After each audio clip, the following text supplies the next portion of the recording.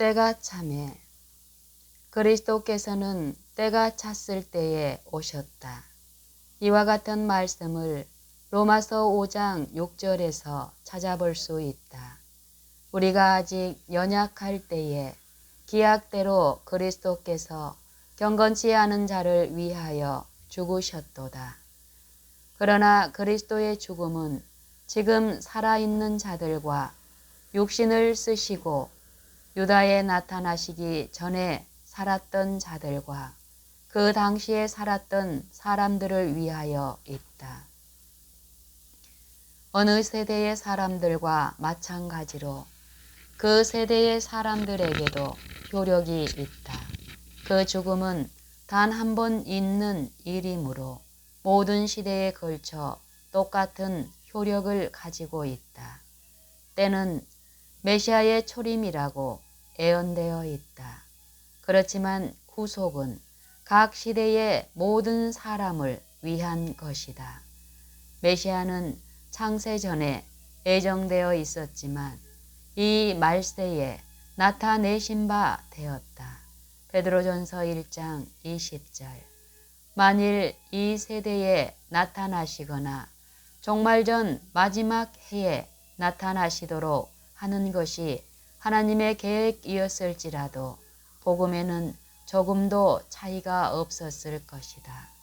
그는 항상 살아서 어제나 오늘이나 영원토록 동일하시니라. 그는 영원하신 성령으로 말미암아 우리를 위하여 자기를 드리셨다. 히브리서 9장 25절, 13장 8절, 9장 14절.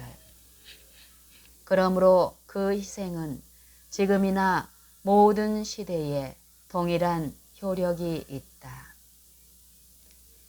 여자에게서 나게 하시고 하나님은 그의 아들을 보내어 여자에게서 나게 하셨으므로 그는 틀림없이 인간이다. 이 지상에서 육신을 쓰시고 다른 사람과 같은 생애를 살으셨고 여자에게서 난 사람의 운명인 질병과 고난을 모두 당하셨다. 말씀이 육신이 되매 그리스도께서는 항상 자신을 인자라고 칭하여 불렀으며 이와 같이 하여 자신을 온 인류와 영원히 동일시하셨다. 연합의 띠는 결코 끊어질 수가 없다.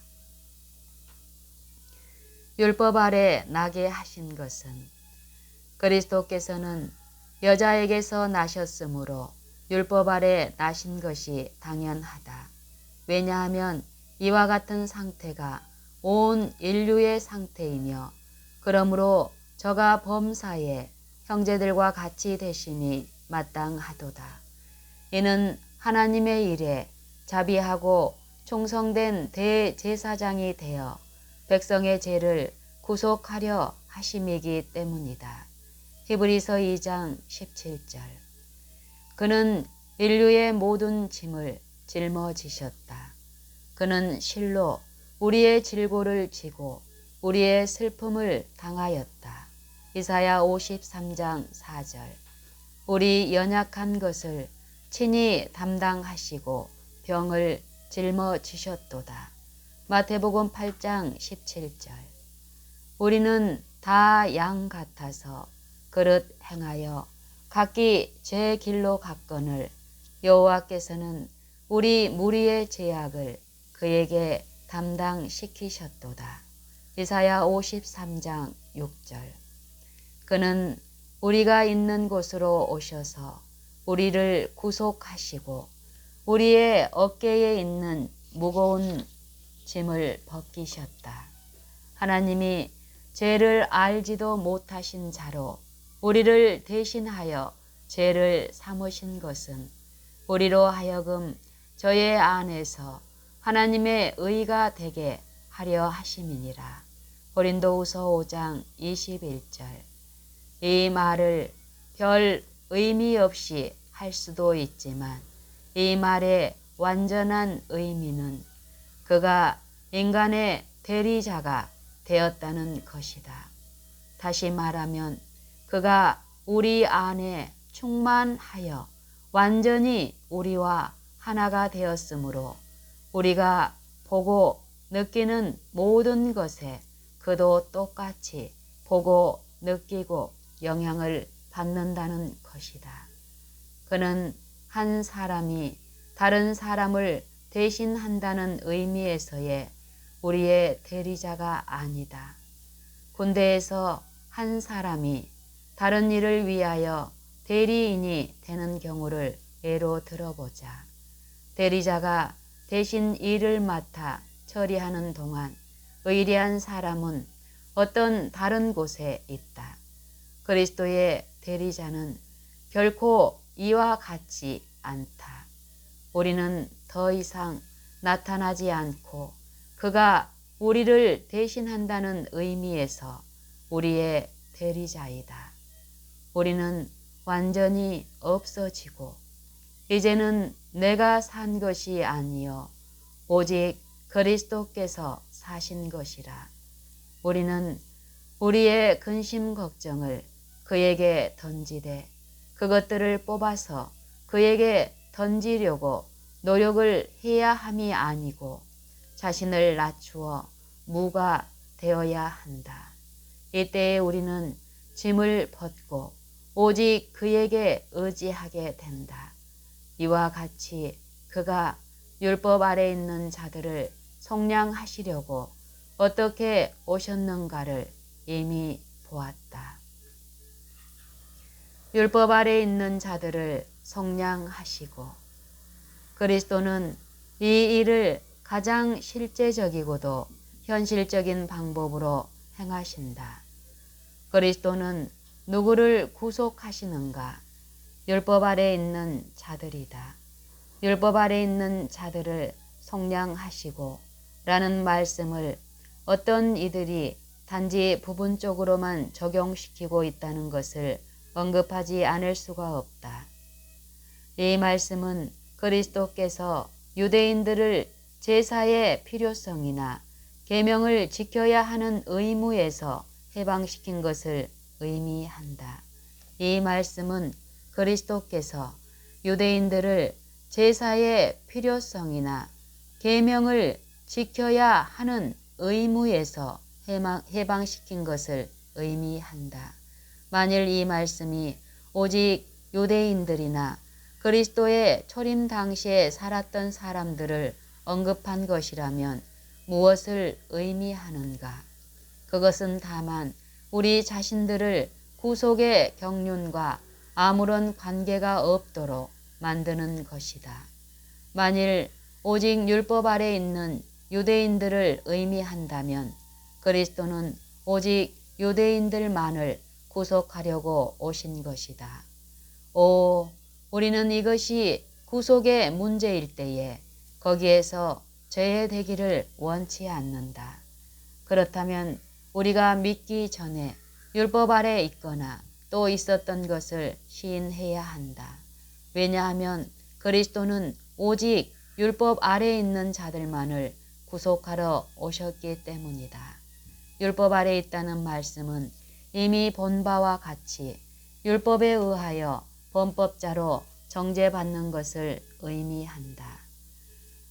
율법 아래 있다는 말씀은 이미 본 바와 같이 율법에 의하여 범법자로 정죄받은 것을 의미한다.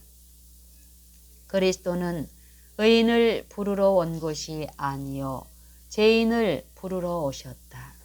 그러나 율법은 율법에 순종하려 하고 그 율법을 지킬 의무감을 갖는 자들을 정죄한다.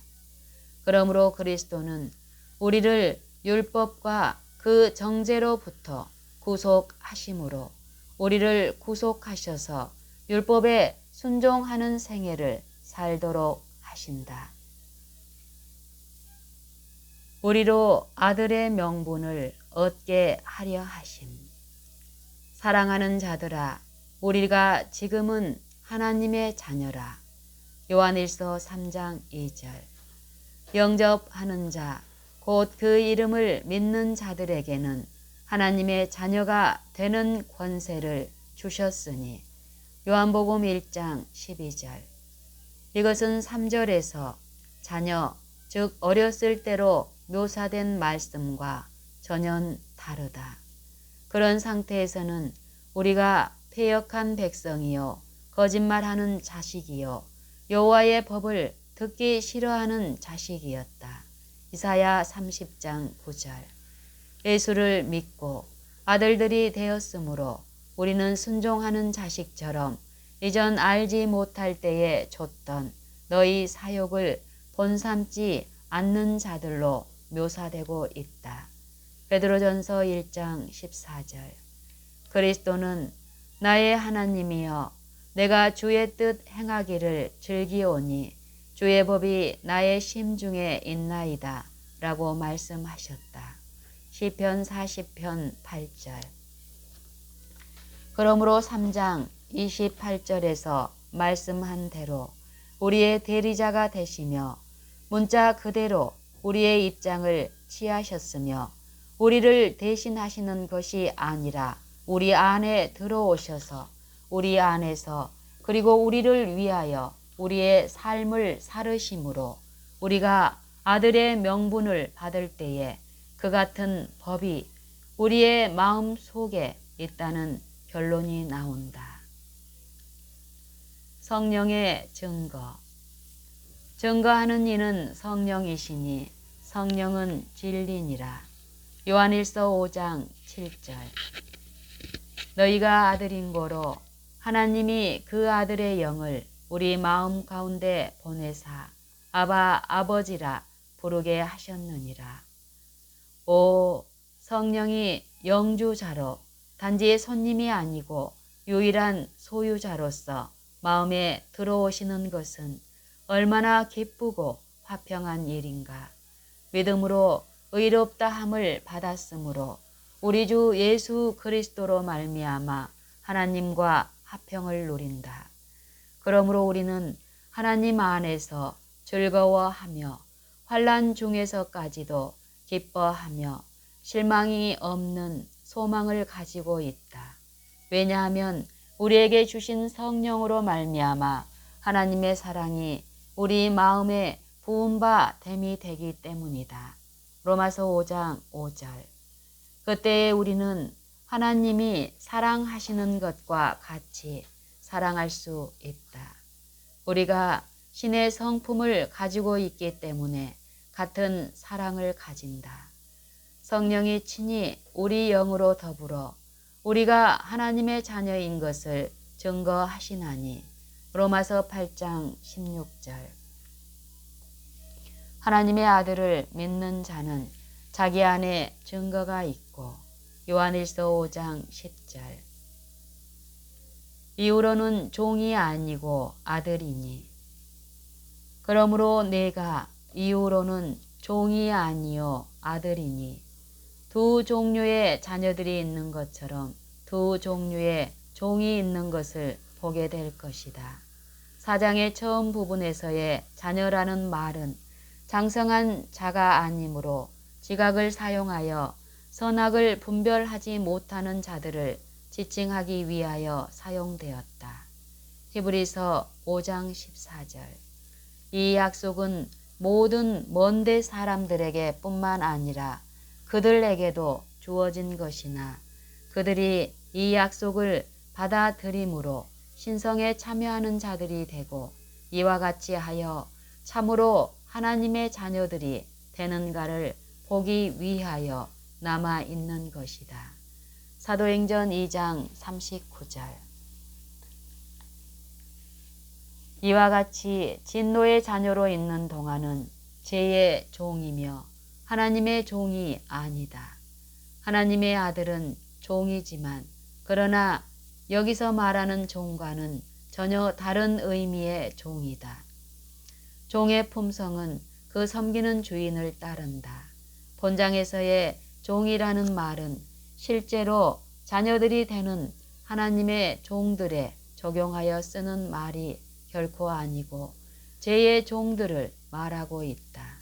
이와 같은 종과 아들 사이에는 큰 차이가 있다. 종은 아무것도 소유할 수 없고 그 자신을 지배하지도 못한다. 이것이 그들을 구별짓는 특성이다. 이와는 반대로 자유한 이들은 태초부터 모든 피조물을 지배한다. 왜냐하면 그는 그 자신에 대하여 승리하였기 때문이다.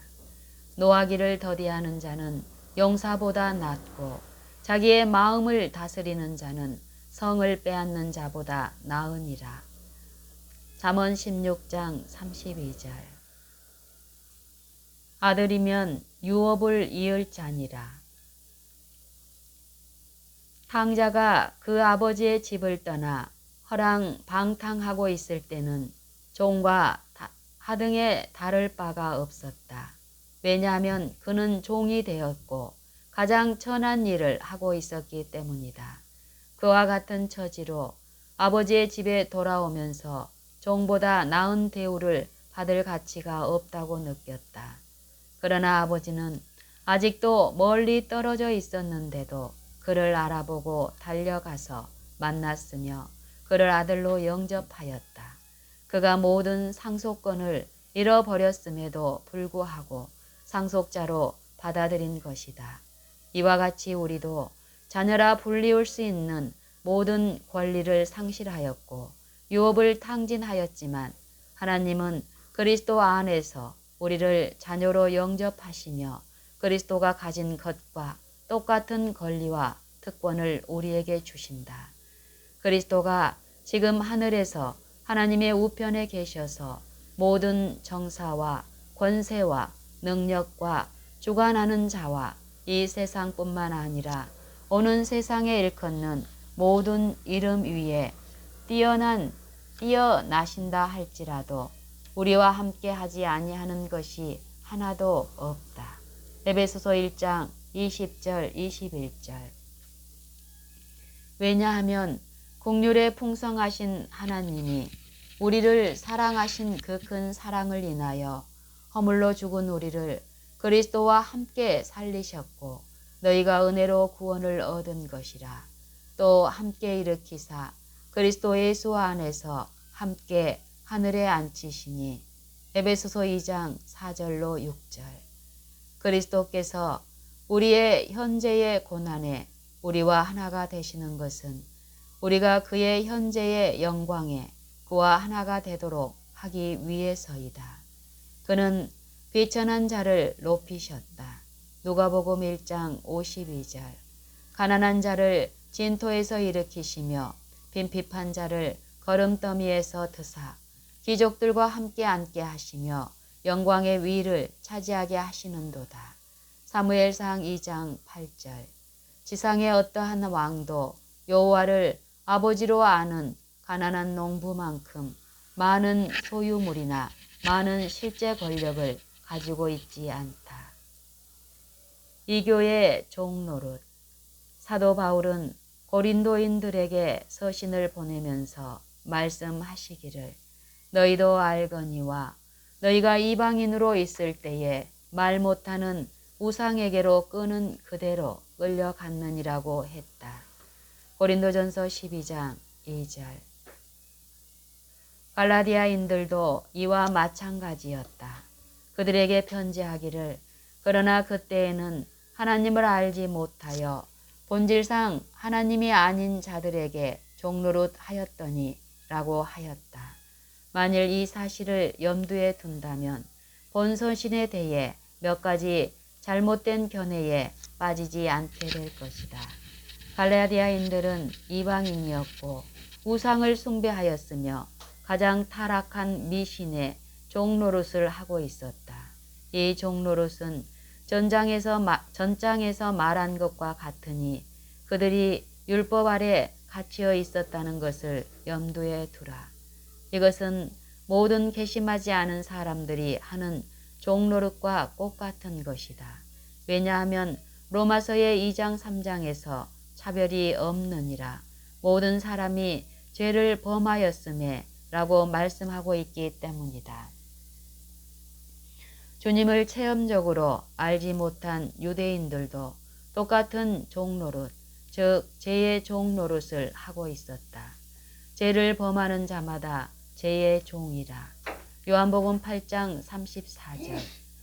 죄를 짓는 자마다 마귀에게 속하나니. 요한복음 3장 8절.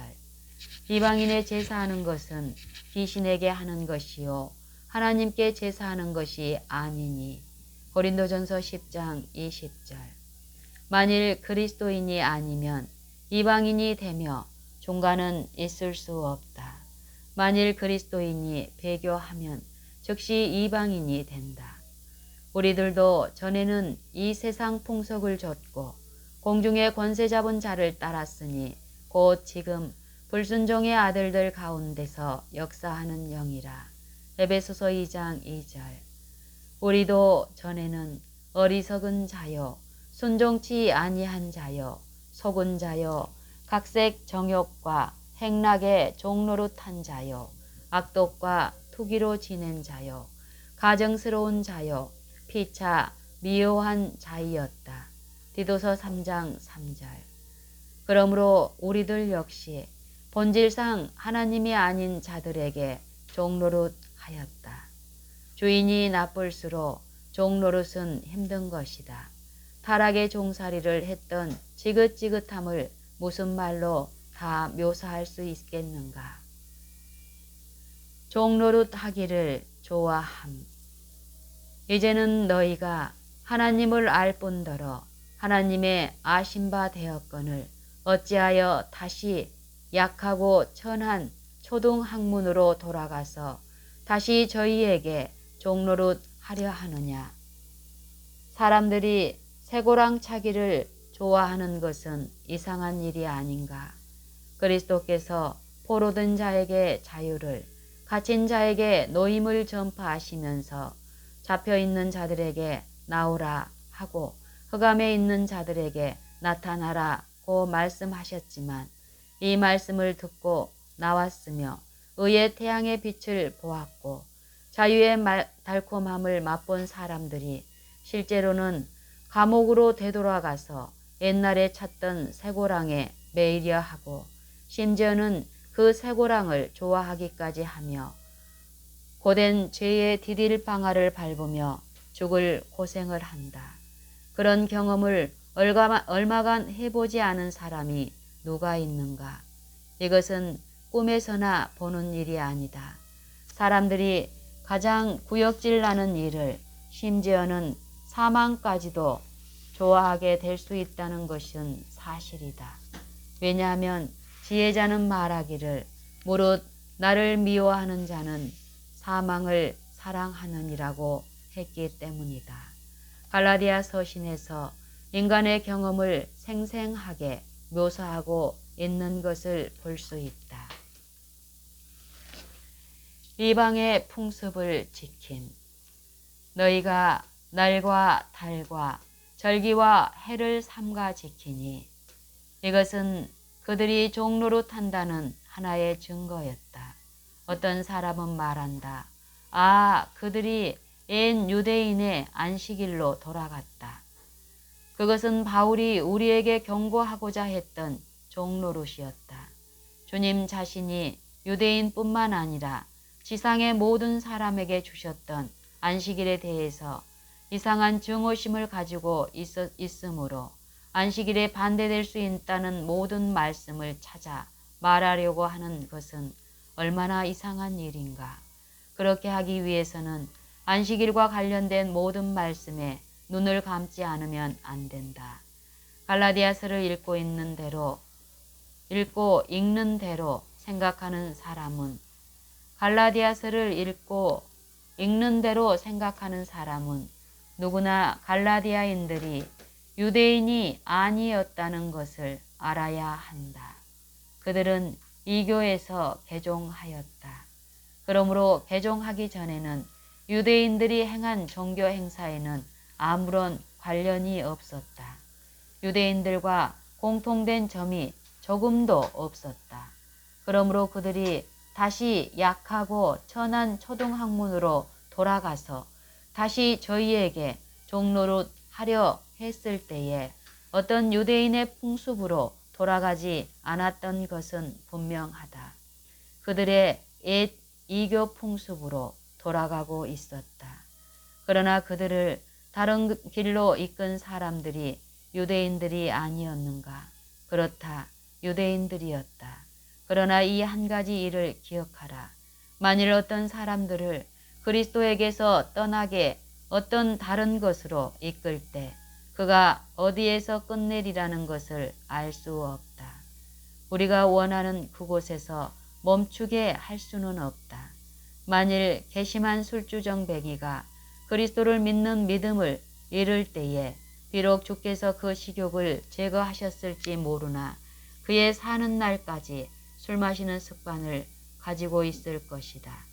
이 거짓 형제들, 그리스도 안에 있는 복음의 진리를 반대하는 유대인들이 갈라디아인들을 유혹하여 그리스도를 떠나게 하는 데에 성공하였으나 유대인의 규례에 머물러 있도록은 할 수가 없었다. 그들은 이전의 이교 미신으로 돌아가고 있었다. 금지된 일.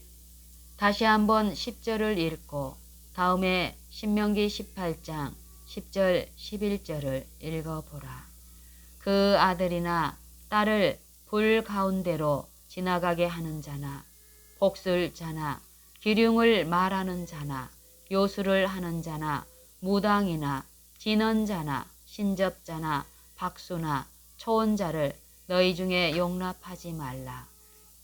이제 주님께서 그들에게 임할 심판을 피하고자 하는 이방인들에게 어떻게 말씀하시는가를 읽어보자. 내가 많은 모략을 인하여 피곤케 되었도다. 하늘을 살피는 자와 별을 보는 자와 월삭에 예고하는 자들로 일어나 내게 임할 그 일에서 너를 구원케 하여 보라. 이사야 47장 13절. 여기에서 갈라디아인들이 되돌아갔던 바로 그 일을 주님께서 이스라엘을 애굽에서 이끌어내실 때에 금지하셨다. 그러므로 바울이 갈라디아인들에게 안식일을 지키는 것에 대하여 책망하고 이런 일들을 금하셨을 때에 이스라엘에게 안식일을 지키지 않도록 경고하셨다고 말하는 것이 좋을 것이다. 하나님은 안식일 준수에 관한 계명을 주셨을 바로 그때에 이런 일들을 금하셨다. 갈라디아인들이 그들의 옛 습관으로 깊이 들어갔으므로 바울은 그들에게 한 가지 수고가 헛되지는 않을까 하고 두려워하였다. 그들은 하나님을 버리고 경건한 사람이라면 결코 하나님과 관계가 있다고 생각할 수 없는 약하고 천한 초등학문으로 되돌아가고 있었다. 그들은 그들의 영광을 무익한 것으로 바꾸었다. 에레미야 2장 11절. 열방의 규례는 헛된 것이다. 열방의 규례는 헛된 것이다. 에레미야 10장 3절. 옛날에 누구에게나 있었던 것과 같이 지금도 이 점에 있어서 우리들에게 많은 위험이 있다. 자신을 신뢰하고 육신을 의지하는 모든 사람은 우상을 만들어 절하는 사람들과 마찬가지로 하나님 대신 자신의 행위를 섬기고 있는 것이다. 사람은 자신의 영리함과 자신을 돌보는 능력을 신뢰하여 지혜자의 사상도 헛되고 하나님의 능력 외에는 다른 능력이 없는 것을 잊어버리기 쉽다. 여호와께서 이같이 말씀하시되 지혜로운 자는 그 지혜를 자랑치 말라. 용사는 그 용맹을 자랑치 말라. 부자는 그 부함을 자랑치 말라. 자랑하는 자는 이것으로 자랑할지니 곧 명철하여 나를 아는 것과 나 여호와는 인애와 공평과 정직을 땅에 행하는 자인 줄 깨닫는 것이라. 나는 이 일을 기뻐하노라. 여호와의 말이니라. 에레미야 9장 23절 24절.